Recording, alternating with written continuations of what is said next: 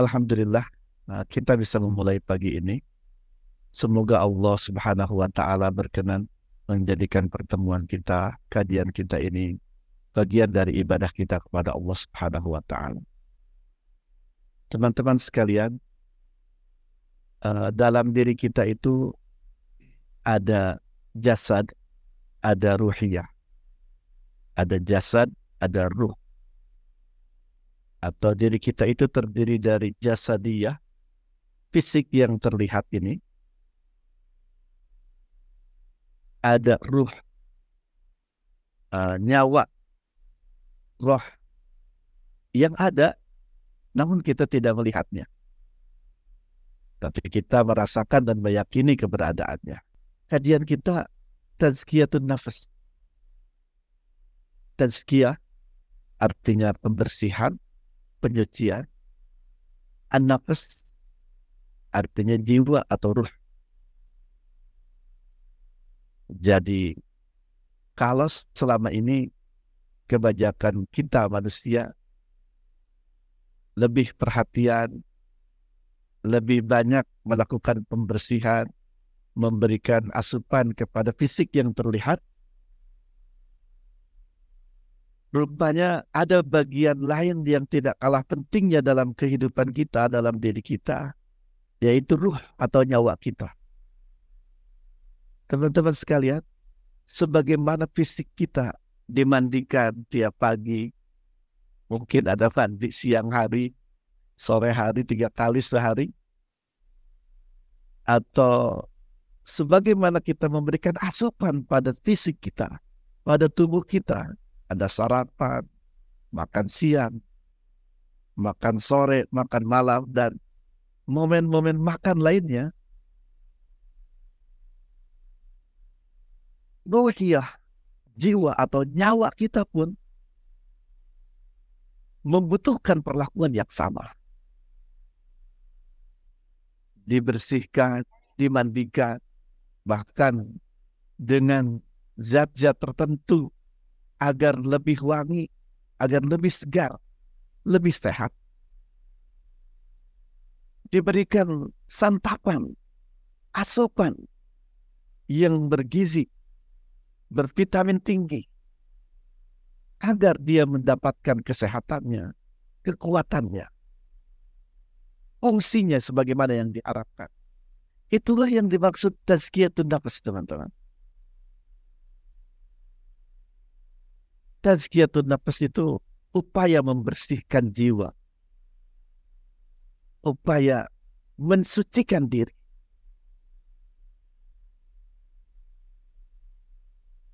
Dalam diri setiap kita ada bagian yang sangat penting untuk diperhatikan, diperlakukan, diberikan asupan. Ini rupanya yang barusan saya sampaikan semuanya.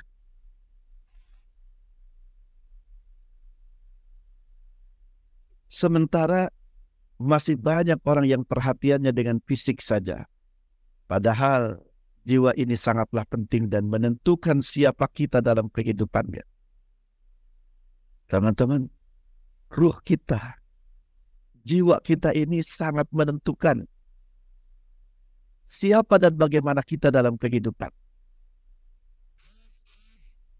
Kan untuk urusan kekayaan saja, Rasulullah Shallallahu Alaihi Wasallam mengingatkan, laisal ghina ghinal mal. Kaya itu bukan kaya harta, melimpah benda, banyaknya materi. Tapi kekayaan yang sebenarnya adalah kekayaan jiwa. Teman-teman sekalian, jiwa ini menentukan kita bahagia atau tidak dalam hidup ini.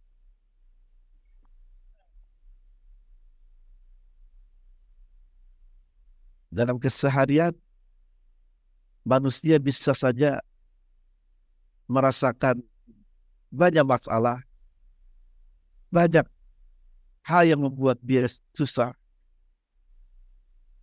Ketika dicermati, ternyata bisa jadi karena hati yang sering terkotori. Seorang ahli sufi, Syekh Jalaluddin Ar-Rumi. Jalaluddin orang Romawi, Romawi Timur ya. Beliau mengingatkan jiwa itu harus seperti penunggang kuda bagi fisiknya, bagi jasadnya, yang beliau ibaratkan kuda tunggangan. Jiwa itu harus sehat, harus kuat, dan harus tahu tujuan perjalanan kehidupan. Ketika jiwa seseorang itu lemah, ringkih, sakit-sakitan, banyak masalah, apalagi tidak tahu tujuan perjalanan kehidupan, jangan salah, yang akan lebih dominan dalam kehidupan seseorang itu adalah fisiknya, unsur tubuhnya. Yang kata beliau, manusia itu kalau diperhatikan secara fisik tidak terlalu beda dengan binatang, dengan hewan ternak, binatang ternak. Sebagaimana mereka punya tangan, kaki, mulut, hidung, telinga, manusia memilikinya.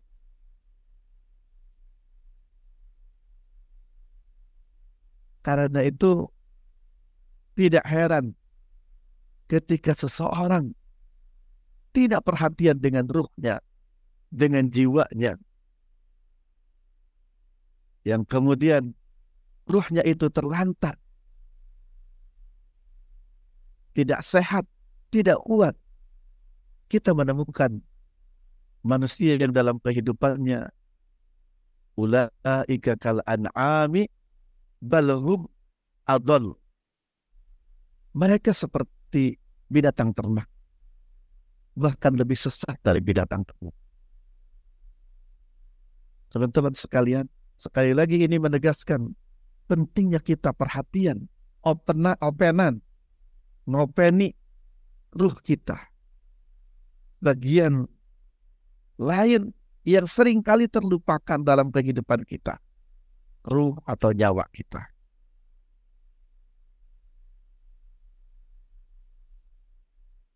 Baik buruk yang dilakukan kita dalam keseharian, rupanya berpengaruh pada kehidupan. Teman-teman, untuk lebih mudah memahami tazkiyatun nafs ini,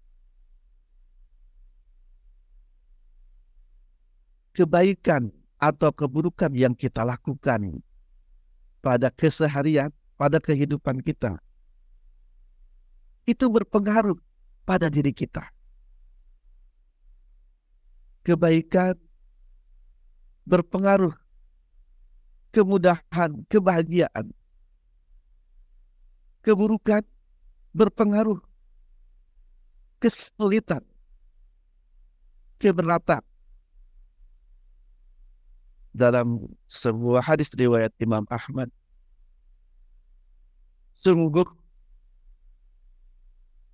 seseorang itu bisa tertunda, terhalangi dari rezekinya lidzanbin yusibu, karena dosa yang ia lakukan.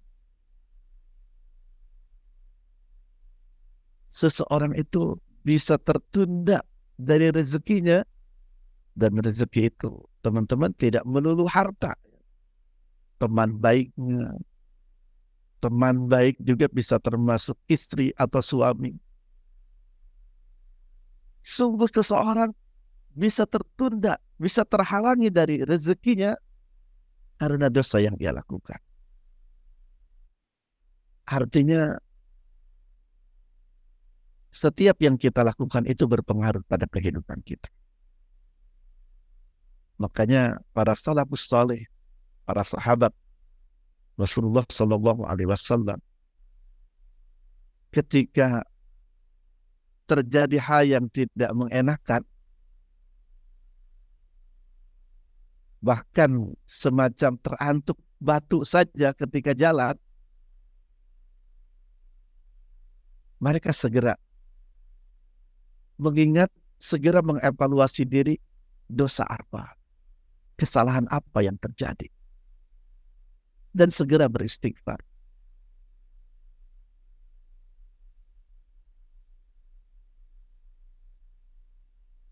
Jiwa haruslah menjadi pengendali yang sehat dan kuat. Ini yang tadi saya sampaikan. Jiwa ibarat pengendara kuda untuk fisiknya. Dia harus tahu tujuan, harus sehat, harus kuat, dan pengendali dalam perjalanan kehidupan. Surat Wasyamsi wa duhaha wal qamari idza talaha wan nahari idza jallaha wal laili idza yaghshaha was samai wa ma banaha wal ardi wa ma tahaha wa nafsin wa ma sawwaha. Ini surat yang hampir separuhnya sumpah Allah dengan makhluk-makhluknya yang agung, yang luar biasa. Dengan matahari, bulan, siang, malam, langit, bumi. Kemudian terakhir, wa nafsi wa ma sawwaha, demi jiwa dan kesempurnaannya. Ulama ahli tafsir selalu menegaskan ketika Allah bersumpah dengan makhluk-makhluknya, itu isyarat dan undangan, tantangan kepada kita orang-orang beriman untuk memperhatikannya, mempelajarinya. Banyak hikmah, banyak pelajaran, banyak hal besar, manfaat besar dari makhluk-makhluk yang Allah sebutkan dalam sumpahnya, yang kemudian kita perhatikan, kita pelajari. Makanya ayat wa nafsi wa ma sawwaha ini ayat yang sering dikutip dan dijadikan dasar tentang wajibnya melakukan tazkiyatun nafas dalam kehidupan. Wajibnya membersihkan diri, mensucikan diri dalam keseharian. Demi jiwa dan kesempurnaan penciptaannya. Walaupun kita diingatkan tidak terlalu banyak ilmu pengetahuan tentang ruh ini, karena dia termasuk hal gaib, ya. Ada tapi tidak kelihatan. Demi jiwa dan kesempurnaannya, fa'alhamaha fujuraha wa taqwaha, maka kemudian Allah ilhamkan, Allah bisikkan pada ruh, pada jiwa setiap manusia itu fujur dan takwa. Teman-teman, rupanya Allah itu membisikkan, mengilhamkan pada ruh setiap manusia itu fujur dan takwa, kejahatan dan ketakwaan. Makanya tidak heran kita sering mendapati ungkapan hati kecil kita itu sebenarnya bisa tahu mana yang baik, mana yang buruk. Malah Rasulullah SAW pernah menyarankan istafti qalbak. Ketika engkau dihadapkan dengan beberapa pilihan, istafti qalbak, tanyalah hatimu. Ini hati dan ruh ini sering menjadi satu dalam penyebutan, teman-teman. Nanti kita bahas lebih detail, ya. Tapi sederhananya, hati itu bahasa Arabnya qalbun, inti atau tengah, qalbu. Ruh itu nyawa atau roh dalam bahasa kita. Artinya ruhiyah atau nyawa itu memang inti kehidupan kita. Hal yang harus kita betul-betul perhatikan. Fa'alhamaha fujuraha wa taqwaha. Kembali, maka kemudian Allah mengilhamkan pada ruh setiap manusia itu fujur dan takwa. Namun hal yang menentukan berikutnya, qad aflaha man zakkaha wa qad khaba man dassaha. Pasti berbahagia pasti sukses. Orang yang senantiasa membersihkan jiwanya. Orang yang senantiasa melakukan tazkiyatun nafas. Tema kajian kita hari ini. Dari ayat ini kita bisa memahami tazkiyatun nafas itu sebuah keniscayaan. Sebuah kewajiban yang harus kita lakukan. Karena orang-orang beriman mencita-citakan al-falah, kebahagiaan, kesuksesan dalam kehidupan di dunia dan di akhirat. Qad aflaha man zakkaha.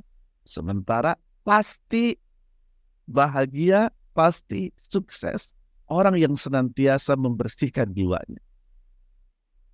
Wa qad khaba man dassaha.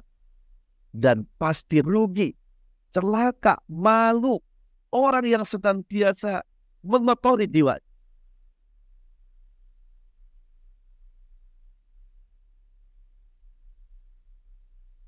Teman-teman sekalian, ayat ini semoga menjadi pesan khusus yang sampai pada hati dan pemahaman kita. Tazkiyatun nafas itu harus kita lakukan, harus kita upayakan. Dia kewajiban bagi kita dalam kehidupan.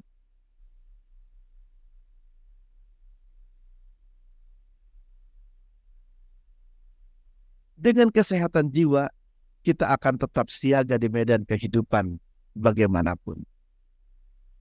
Kita akan mampu menanggapi setiap yang terjadi dengan sikap terbaik.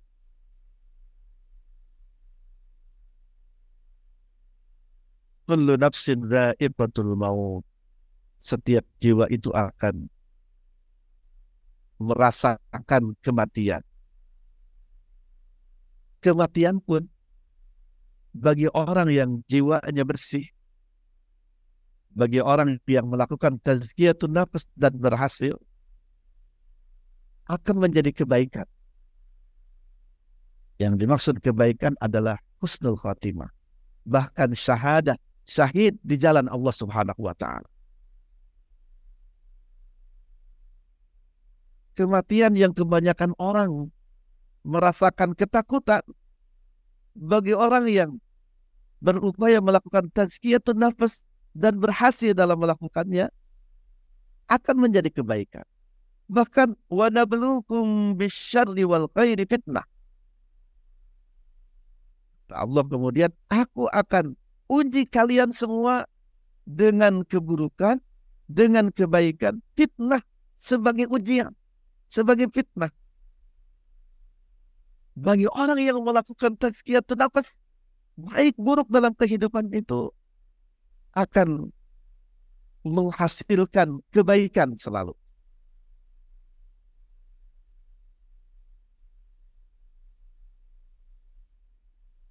Kebaikan, kemudahan, kenikmatan akan menghantarkan dia menjadi hamba yang bersyukur,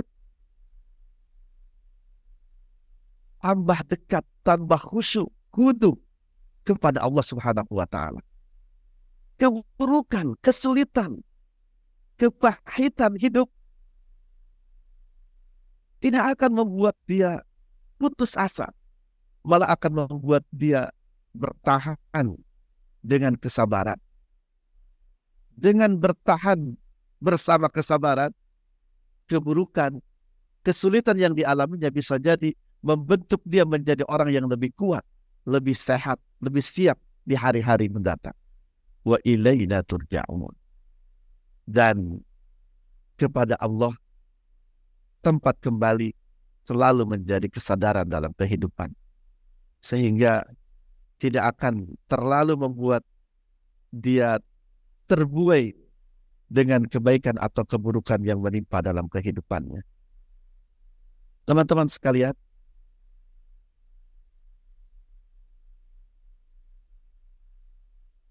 taubat dan istighfar yang pertama dalam pembersihan jiwa.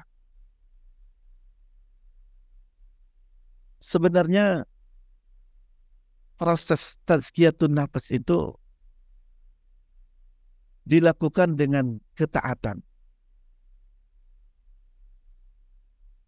dengan ibadah kepada Allah Subhanahu wa Ta'ala. Makanya orang-orang beriman dalam kehidupannya akan berupaya menjadikan setiap yang dia lakukan itu ibadah kepada Allah. Dia akan begitu giat bersegera untuk melakukan ibadah-ibadah mahdoh seperti sholat, zakat, puasa, haji. Dan hasil dari penunaian ibadah-ibadah mahdoh ini, bahkan sebelum itu semua, dari janji, sumpah setia, syahadat, dia akan berupaya dan mampu menjadikan semua yang dilakukannya juga adalah ibadah kepada Allah Subhanahu wa Ta'ala. Makanya konsep ibadah dalam agama kita, teman-teman, selain ibadah mahdoh, ada ibadah ghair mahdoh yang mencakup seluruh kehidupan kita.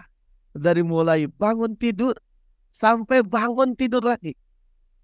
Jadi bukan dari bangun tidur sampai tidur lagi ya. Dari bangun tidur sampai bangun tidur lagi. Seluruh waktunya dia upayakan adalah ibadah kepada Allah Subhanahu wa Ta'ala. Malah orang mukmin yang sudah teraktivasi dengan baik, jiwa-jiwa keimanannya naik level. Setelah ibadah, dia berupaya menjadikan setiap aktivitasnya juga dakwah.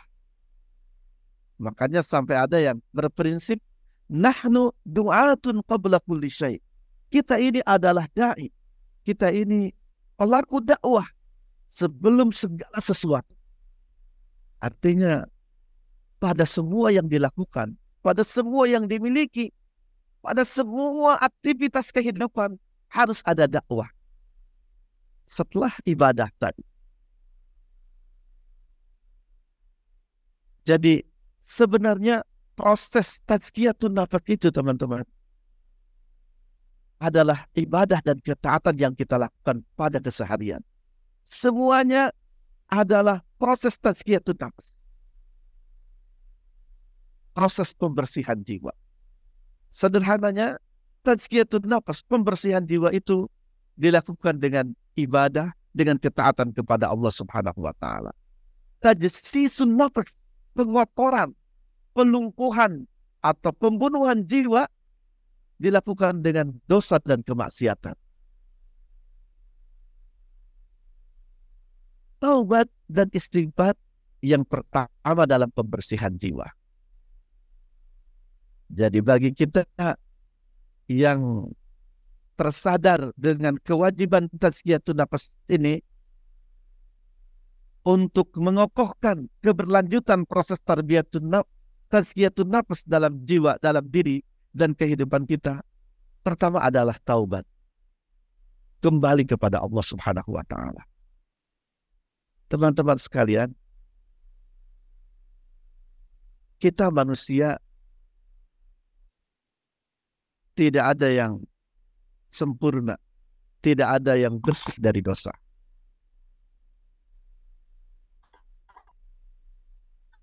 Rasulullah Sallallahu Alaihi Wasallam mengingatkan kita, kullu bani adama khatta'un wa khairul khatta'ina tawwabun.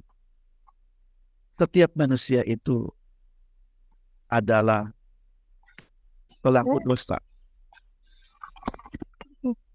Kemungkinan terjerumus kepada dosa.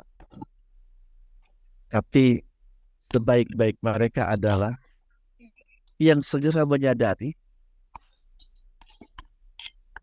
menyesali, kesadaran dan penyesalan itu sampai membuat jiwanya bergetar. Mungkin hingga menitikkan air mata dan berjanji untuk tidak kembali melakukan perbuatan keji. Kemudian dengan sungguh-sungguh menyampaikan permohonan kepada Allah untuk mengampuninya. Itulah ungkapan istighfar. Astaghfirullahaladzim wa atubu ilaih. Atau ungkapan permohonan ampun, permohonan pengampunan lainnya, malah ada sayyidul istighfar kan, tuan atau pimpinannya istighfar. Cukup itu. Taubat itu antara hamba dengan Rabb-nya. Tidak harus melaporkan atau melakukan pengakuan dosa kepada ustadz, kepada guru, kepada orang tua. Kecuali dosa yang berhubungan juga dengan manusia. Mengambil hak orang lain, mengambil harta orang lain. Dipersyaratkan harus meminta ridho. Dari mulai mengembalikan hak itu dan secara sungguh-sungguh meminta maaf, meminta ridho kepada orang itu. Walaupun tidak menjadi syarat orang itu menerima atau memaafkan, meridhoi atau tidak. Cukup dengan sungguh-sungguh meminta maaf dengan cara terbaik kepada orang yang kita sudah melakukan dosa. Itu tobat. Dan itu juga istighfar. Dalam hadis ini Rasulullah Shallallahu Alaihi Wasallam mengingatkan, dan ini khusus untuk orang mukmin ya. Innal mu'mina. Maksud saya khusus orang mukmin yang perhatian dengan tazkiyatun nafas, dengan pembersihan jiwa. Kalau orang yang tidak beriman atau mukmin pun yang tidak perhatian dengan jiwanya, mungkin tidak akan menarik peringatan Rasulullah Shallallahu Alaihi Wasallam ini. Idal mu'mina, sesungguhnya orang beriman itu idza adnaba, ketika ia melakukan dosa, kanat nuqtatan sauda'a fi qalbi, dosa itu akan mengakibatkan noda hitam pada hatinya, pada jiwanya. Fa in taba, ketika ia bertobat, wa naza'a, dan jujur dengan taubatnya, sungguh-sungguh dengan taubatnya, sehingga dia berusaha untuk tidak kembali, wastaghfara, dan kemudian dia beristighfar, memohon ampun kepada Allah Subhanahu wa taala, suqila qalbuhu, maka hatinya, ruhnya itu dibersihkan. Terjemahannya begitu teman-teman. Tapi ada yang menarik ketika Rasulullah Shallallahu Alaihi Wasallam menggunakan kalimat suqila. Bisa saja tuhiro atau gusila, dibersihkan itu. Tapi pakai suqila. Suqila itu bahasa Arab yang sering digunakan untuk proses pembersihan mutiara oleh gurindra, mesin pembersih gurindra. Teman tahu ya, paham gurindra, alat pembersih mutiara. Mutiara itu bisa saja sebelumnya berupa batu hitam, kotor, tidak menarik. Tapi setelah proses at-tasqil dalam bahasa Arab ini, pembersihan gurindra itu, dia menjadi bening, mengkilat, dan berharga. Ini menarik. Hati, jiwa orang yang melakukan dosa, bisa jadi dia lebih bening, lebih bersih, lebih berharga, lebih berdaya guna dari sebelum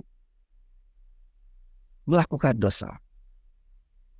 Makanya Rasulullah Shallallahu Alaihi Wasallam menyebutnya wa khairul khatta'ina tawwabun, sebaik-baik orang yang melakukan dosa yang segera bertaubat.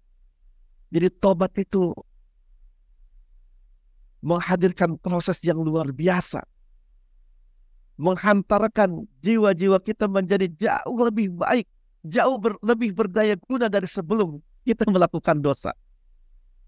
Dan salah satu gambarannya sahabat Umar ibn Khattab radhiyallahu anhu. Teman-teman sekalian, jika kita mengenal kejahiliahan orang-orang Arab sebelum Islam itu sampai ke batas ayah tega mengubur hidup anak perempuannya yang disebut dengan istilah wa'dul banat. Jadi mereka merasa malu kalau lahir anak perempuan. Saking jahiliyahnya. Dan itu dari pembentukan lingkungan, dari kebiasaan. Sampai ada ayah yang tega menguburkan anak perempuan hidup-hidup, padahal anak itu memanggil namanya ayah, meminta tolong, minta untuk tidak diperlakukan seperti itu, tapi dia melakukannya, membunuh anak perempuan dengan menguburnya hidup-hidup. Jika kejahilian orang Arab seperti itu sampai ke batas itu, Umar Ibn Khattab adalah salah satu pelakunya. Jadi luar biasa beliau di masa jahiliyah ya. Namun setelah proses taubat dimulai dengan bersyahadat, Umar menjadi sosok yang berbeda. Ketika Rasulullah SAW menyebutkan khiyarukum fil jahiliyah, khiyarukum fil Islam, sebaik-baik kalian di masa jahiliyah, maksudnya kalian yang paling hebat di masa jahiliyah dengan kejahiliyahannya, khiyarukum fil Islam, bisa jadi kalian menjadi yang terbaik dalam Islam. Konon hadis itu tentang Umar Ibn Khattab. Untuk kita, teman-teman, sebagai manusia biasa yang tidak menutup kemungkinan terjerumus pada dosa,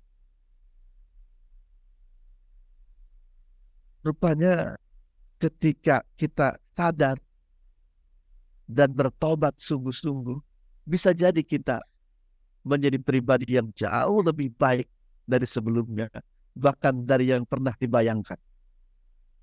Taubat nasuha itu luar biasa menghantarkan jiwa-jiwa kita menjadi pribadi yang lebih baik. Ketika ia bertaubat dan berupaya tidak melakukan dosanya kembali, memohon ampun kepada Allah, suqila minha, noda itu dibersihkan dari jiwa manusia. Wa in zada. Namun ketika ia kembali melakukan dosa, bertambah melakukan dosa, maka noda hitam pada jiwa itu pun akan bertambah sesuai dengan besaran dan seringnya dosa yang dilakukan, sampai bisa terjadi jiwa seseorang itu menjadi hitam pekat, kaku, beku, dengan dosa yang tidak kunjung ditaubati. Dalam surat Al-Baqarah yang hari Senin kemarin kita baca, summa qasat qulubukum fahiyakal hijarati aw asyaddu qaswa. Kemudian setelah dosa yang banyak tanpa tobat itu, mengeraslah hati-hati kalian. Hati manusia yang keras itu, fahiyakal hijarati, bisa jadi seperti batu, aw asyaddu qaswa, bahkan lebih keras dari kerasnya batu. Digambarkan dalam ayat itu, batu itu bisa ada di antara batu itu yang pecah, kemudian muncul air bening, air dari pecahan batu itu. Bahkan kita saksikan banyak sungai mengalir muncul dari bebatuan. Wa inna minha lama yahbitu min khasyatillah. Batu itu bisa tersungkur sujud kepada Allah Subhanahu wa ta'ala karena takut kepada Allah Subhanahu wa ta'ala.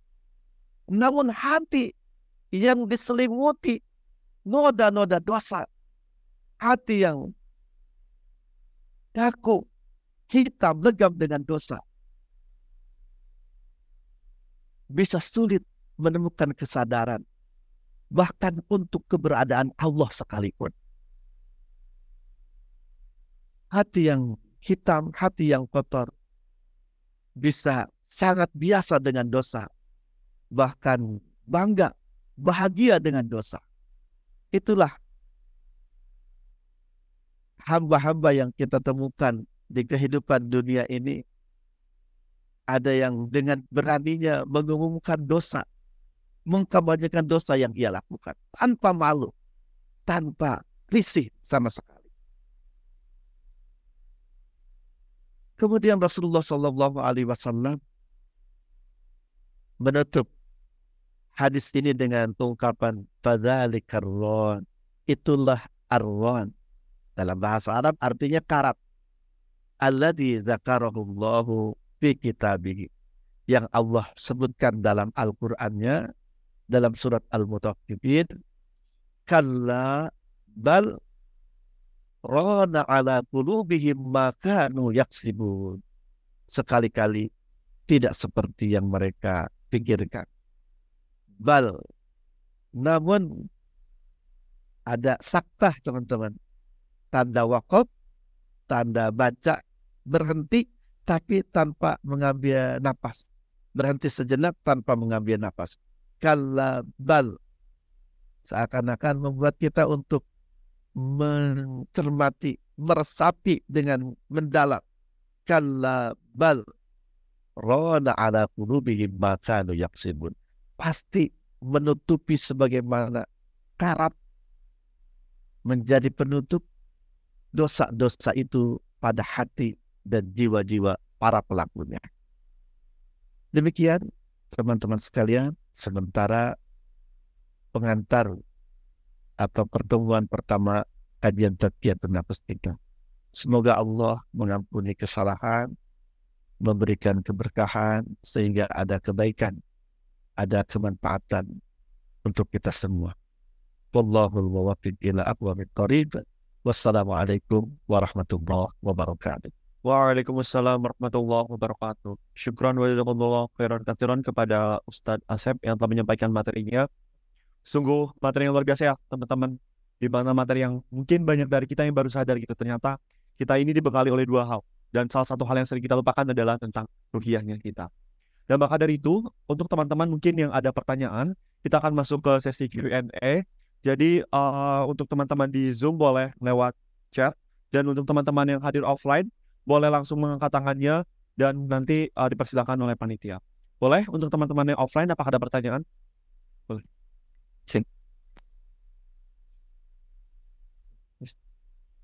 Assalamualaikum warahmatullahi wabarakatuh, Ustaz. Waalaikumsalam warahmatullahi wabarakatuh. Perkenalkan, nama saya Imam Mustafa, saya dari Fakultas Peternakan.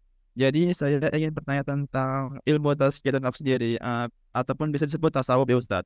Jadi ada nih perkataan tentang Imam Syafi'i yang mana yang dikutip oleh Imam Al-Bahaqi, di mana perkataannya itu, jika seorang bertasawuf di pagi hari, maka sebelum datang waktu zuhur engkau akan dapati ia menjadi orang yang ahmak atau lemah akalnya.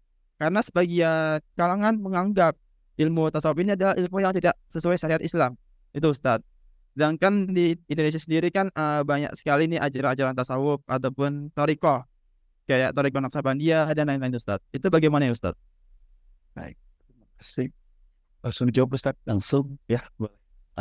Baik, Mas Imam Mustafa, terima kasih atas pertanyaannya. Ada ilmu tasawuf, ada ilmu thariqah. Bisa jadi salah satu kajiannya Tazkiyatun Nafs.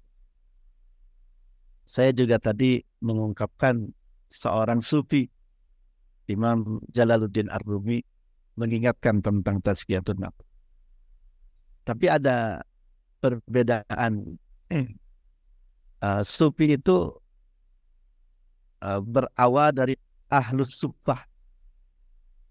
Ahlus Suffah di masa Rasulullah SAW. Ada beberapa sahabat yang tinggalnya di Suffah itu, apa nih namanya, bagian masjid, tapi bagian luarnya di sekitar masjid, teras masjid gitu. Itu Suffah.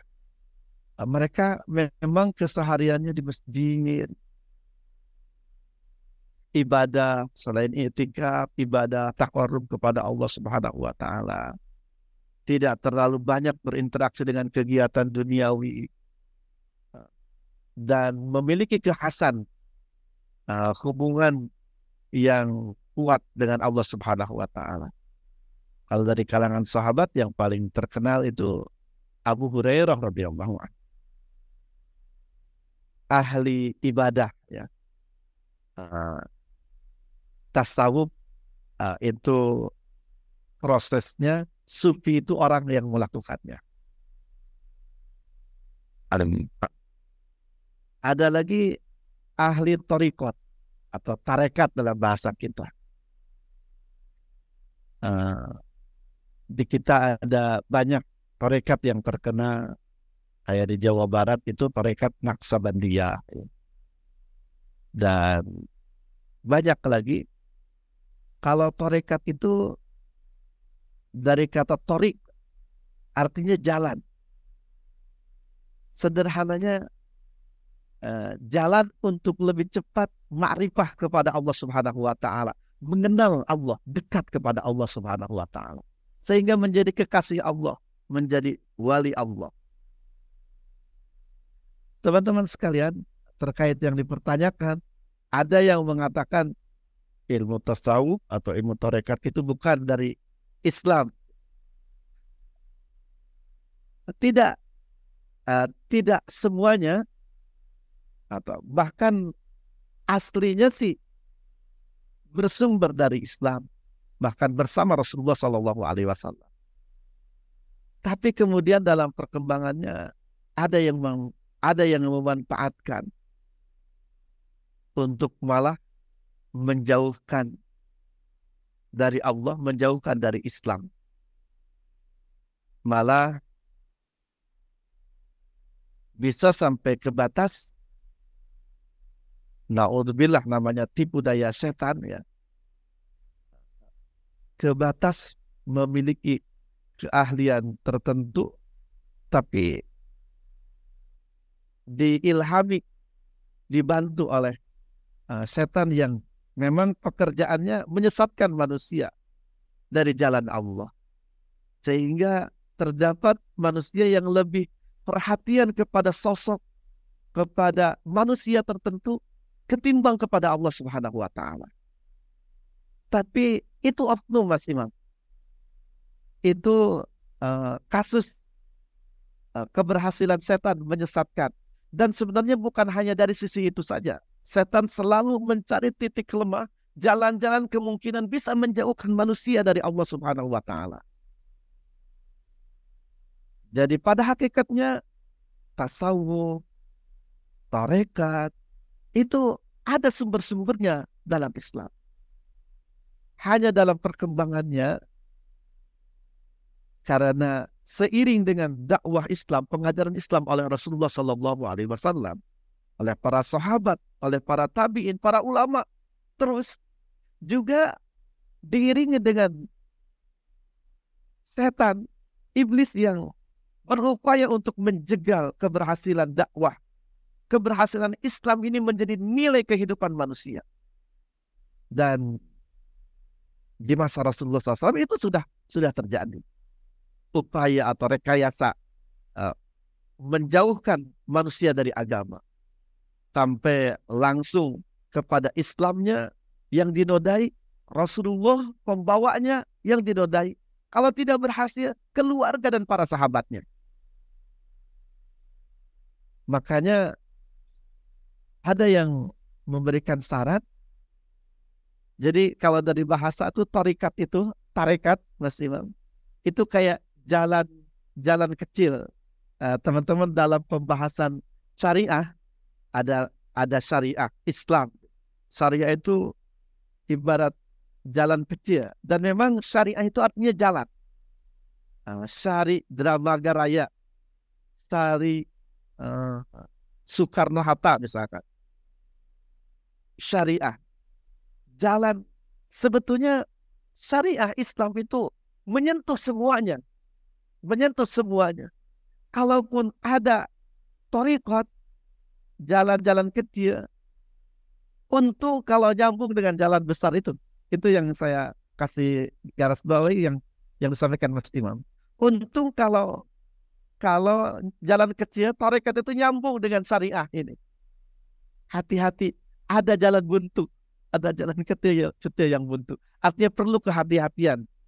Kita harus tepat mengikuti sebuah ajaran tarekat. Tapi yang paling aman sudah ikut ajaran syariah Islam yang luas ini.